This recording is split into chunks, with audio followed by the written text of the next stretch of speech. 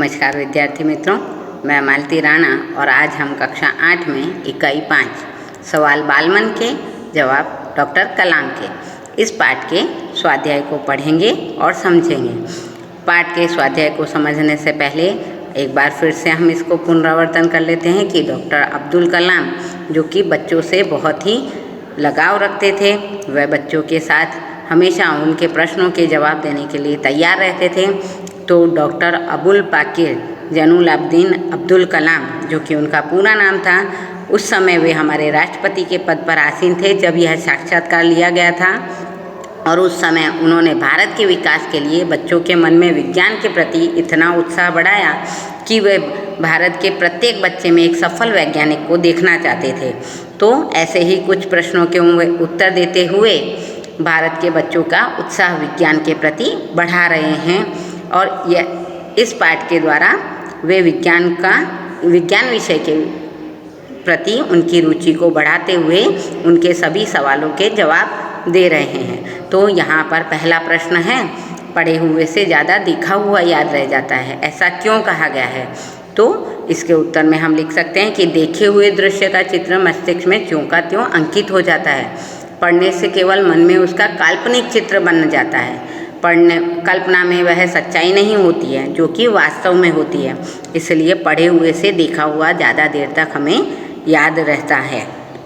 प्रश्न 2 में यहाँ पर पूछा जा रहा है कि भाषा के विषय में डॉक्टर कलाम ने क्या बताया। तो इसके उत्तर में हम लिख सकते हैं कि डॉक्टर कलाम ने हमारी मातृभाषा को ज़्यादा महत्व देते हुए कहा है कि माध्यमिक कक्षा तक की पढ़ाई तो उन्होंने मातृभाषा में ही की, कॉलेज की पढ़ाई में उन्होंने अंग्रेजी भाषा को काम में लिया।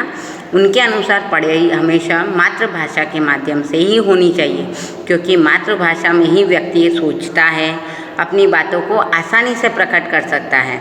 पर कलाम विश्व के दूसरे देशों से संपर्क बनाने के लिए अंग्रेजी का ज्ञान भी जरूरी मानते हैं, इसलिए कलाम ने मातृभाषा को ज़्यादा महत्व देते हुए अंग्रेजी भाषा को एक संपर्क की भाषा ही माना है। प्रश्न 3 कह रहा है, चिराग जैन ने डॉक्टर कलाम से क्या पूछा? इसके उत्तर में हम लिख सकते हैं कि चिराग जैन ने पूछा कि आज देश के सामने सबसे बड़ी चुनौती क्या है। तो डॉक्टर कलाम ने इसका यह उत्तर दिया कि भारत सन 2020 तक एक विकसित राष्ट्र बन जाए और देश के 1 अरब से भी ज़्यादा नागरिकों को सुखी बनाना ही देश की सबसे बड़ी चुनौती है। इसके बाद अगला प्रश्न कह रहा है कि राष्ट्र विकास में महिलाओं का क्या योगदान है। तो इसके उत्तर में डॉक्टर APJ अब्दुल कलाम कहते हैं कि राष्ट्र विकास में महिलाओं की भूमिका पुरुषों के समान ही है। आज महिलाएं किसी भी क्षेत्र में पीछे नहीं हैं, सभी प्रवृत्तियों में बढ़ चढ़कर हिस्सा ले रही हैं। सशस्त्र सेना में भी महिलाओं की नियुक्ति होती है, सेना के लिए विभिन्न उपकरण बनाने में भी महिलाएं काम कर रही हैं। इस प्रकार राष्ट्र के विकास में महिलाओं का बहुत ही योगदान है जो कि हमारे लिए बहुमूल्य है। अगला प्रश्न हमें कह रहा है कि किसी भी देश के लिए सेना का क्या महत्व होता है। तो इसके उत्तर में हम लिख सकते हैं कि सेना जो कि देश का एक अनिवार्य अंग है।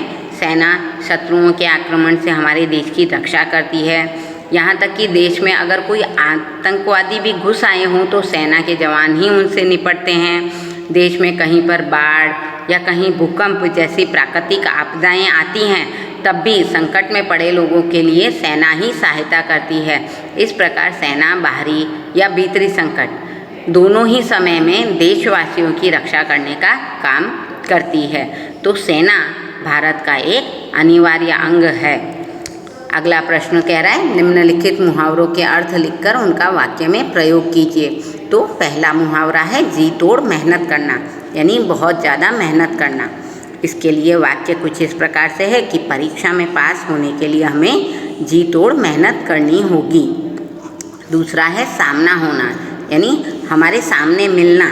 तो रास्ते में मेरा एक बैल से सामना हो गया। तीसरा है महारत हासिल करना, इसका अर्थ है योग्यता हासिल करना। इसका वाक्य कुछ इस प्रकार से है कि हमें मुसीबत को जीतने में महारत हासिल करनी चाहिए।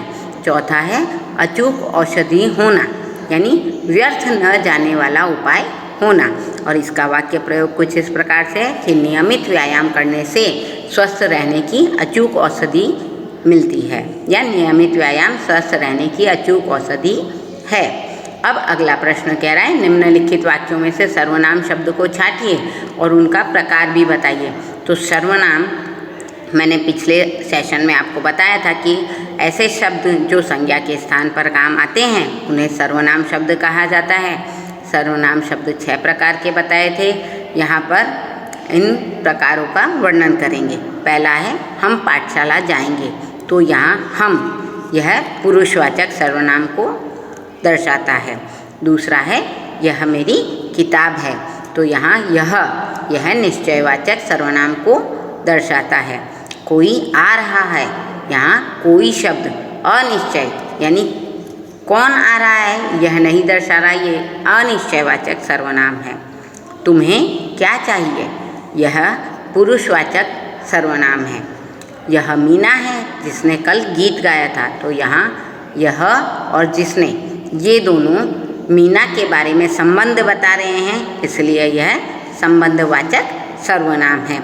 अगला प्रश्न हमें कह रहा है कि रूपरेखा के आधार पर कहानी लिखिए। यहाँ हमें रूपरेखा दी गई है कि एक ब्राह्मण स्त्री, नेवला पालना, पानी भरने बाहर जाना, लौटने पर नेवले का खून से लथपथ मुँह देखना, बच्चे की हत्या की शंका, नेवले पर घड़ा पटकना, बच्चे को जिंदा पाना, पास ही एक मरा हुआ सांप पाना, पछतावा और सीख। अब आप सोचेंगे नेवला, तो नेवले को अंग्रेजी में मंगूस कहा जाता है। नेवला सांप का दुश्मन होता है। नेवले और सांप की लड़ाई आप देख सकते हैं। ओके, यहाँ पर अब है इस कहानी का शीर्षक, जो कि है नासमझी और जल्दबाजी का नतीजा, या इसका दूसरा शीर्षक है अविचार का परिणाम, यानी कभी भी बिना सोचे समझे कोई काम नहीं करना चाहिए। तो इसकी कहानी कुछ इस प्रकार से हम लिखेंगे कि किसी गांव के बाहर स्वच्छ पानी का एक नाला बहता था। नाले से थोड़ी दूर पर ही एक घर था। उसमें एक छोटा सा ब्राह्मण परिवार रहता था, ब्राह्मण, ब्राह्मणी और उनका एक बच्चा। ब्राह्मणी ने एक नेवला पाल रखा था। नेवला जितना हट्टा कट्टा था उतना ही स्वामी भक्त था। स्वामी भक्त यानी फेथफुल, वफादार। एक दिन ब्राह्मणी नाले से पानी भरने के लिए बाहर गई। घर में उसका छोटा बच्चा अकेला था। वह पालने में यानी क्रैडल में सो रहा था। ब्राह्मणी ने नेवले को समझाया था कि वह बच्चे का ध्यान रखे, तो उसी समय एक सांप घर में घुस आया। वह पालने में सोए हुए बच्चे की ओर जाने लगा। नेवला जैसे ही उसने सांप को देखा, तेजी से दौड़ता हुआ आया और सांप के ऊपर टूट पड़ा। वह सांप से लड़ने लगा। थोड़ी ही देर में वह सांप को मारकर घर से बाहर आया। उसी समय ब्राह्मणी पानी भरकर लौटी। उसने दूर से देखा कि नेवला का मुंह खून से लथपथ है। उसने सोचा कि कहीं नेवले ने मेरे बच्चे को मार तो नहीं डाला। वह तो गुस्से में एकदम आपे से बाहर हो गई। उसने पानी से भरा जो घड़ा था बिना सोचे समझे नेवले पर पटका। अब पानी के घड़े के प्रहार से नेवला वहीं ढेर हो गया यानी वहीं मर गया।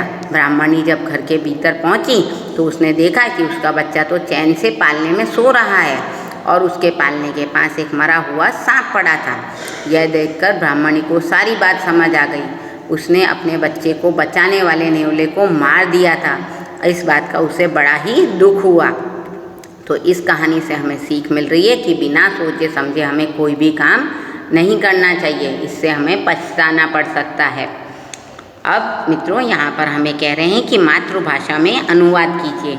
आप अंग्रेजी माध्यम में पढ़ते हैं, इसलिए आपकी मातृभाषा हमें अंग्रेजी ही दर्शानी है, इसलिए आपको इसका अंग्रेजी में ट्रांसलेशन यानी रूपांतरण करना है। पहले हम इस पैराग्राफ को पढ़ रहे हैं, उसके बाद इसका अंग्रेजी में रूपांतरण करेंगे। हमारे लिए संसार में सबसे अधिक मूल्यवान हमारा शरीर है। शरीर के द्वारा ही हम सभी काम करते हैं, इसलिए शरीर का स्वस्थ रहना बहुत ज़रूरी है। शरीर को स्वस्थ रखने के लिए व्यायाम करना आवश्यक है। व्यायाम से हमारा शरीर मजबूत और सुडौल बनता है। सुडौल यानी सभी अंग मजबूत बनते हैं। अंग अंग में स्फूर्ति आती है, शरीर में आलस्य नहीं रहता है। तो अब मित्रों हम इसका मातृभाषा में अनुवाद करेंगे। तो वह कुछ इस प्रकार से है कि the most valuable thing in the world to us is our body. We all work through the body, that is why it is very important for the body to be healthy. Exercise is necessary to keep the body healthy. Body from exercise becomes strong and shapely. There is energy in every organ. There is no laziness in the body.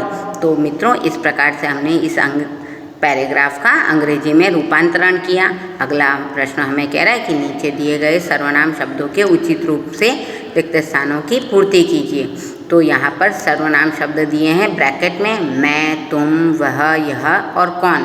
तो इनसे हमें इनका रूपांतरण कर और रिक्त स्थानों की पूर्ति करनी है।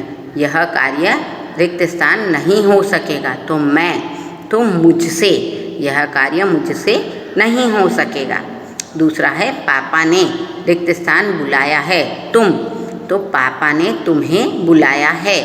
तीसरा है जो लड़की यहाँ खड़ी है मैं नहीं जानता वह, तो वह का उसे, जो लड़की यहाँ खड़ी है मैं उसे नहीं जानता। चौथा है लगता है ब्लैंक, मेरी बात अच्छी नहीं लगी यह, तो यह का इसे, लगता है इसे मेरी बात अच्छी नहीं लगती। पांचवा है यह काम रिक्त स्थान लोगों ने किया है यानी कौन, तो कौन का किन, यह काम किन लोगों ने किया। तो मित्रों आज हमने इकाई 5 सवाल बाल मन के जवाब डॉक्टर कलाम के इस पाठ के स्वाध्याय को पढ़ा और समझा। धन्यवाद।